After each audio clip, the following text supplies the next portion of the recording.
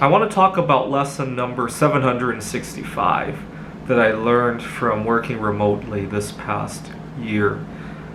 I have a difficult time with face-to-face or even conversations on the telephone when I'm talking to somebody who's sitting across from me. I get very worried that I might be interrupted, and sometimes it forces the conversation to flow a whole lot faster than I'm comfortable with because I don't know when the next somebody's going to interrupt, and sometimes it doesn't come out correctly.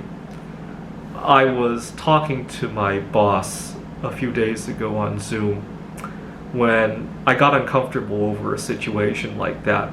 And I told her I didn't have a good answer at the moment. Why don't I email you again? The truth is I actually did have an answer. What I wanted to do was to ensure that I could say the whole thing out without being interrupted. And so I promised to email her. And it really only took me 5 minutes to email her. 3 years ago when I was working at another university, I had a problem. My manager was not a native English speaker.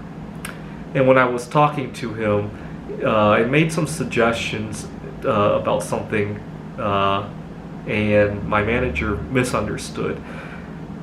I could never clear the misunderstanding out of his head completely. He just got a wrong impression of me afterwards. Long story short, that didn't help me in my situation. Ever since then, I've gotten a little bit nervous every time I have to deal with a boss who English is not his first language. Every time I deal with somebody like that, I like to put things in writing better. And I'm not racially biased or anything. I'm just trying to be smart about how I communicate with these people to avoid misunderstandings and heartaches about misunderstandings like that. But it's really made me appreciate that during the quarantine, a lot of times I can get something in an email and actually sleep on it and eat on it and maybe go take a walk and think about it. I really love, and sometimes depending on the content of the communication, talk to a few family members about it. I really liked it. I can't do any of that face-to-face.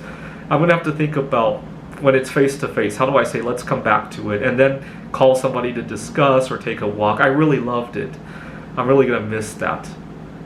Anyway, especially the next time I'm in an edgy situation where I feel like I'm being interrupted, what I'm thinking of doing is when I go to a meeting to bring a notepad with me. And so when I have lengthy ideas, I can start writing, and then I can read from that instead of feeling like we're interrupting on each other. That's when I typically make the most mistakes.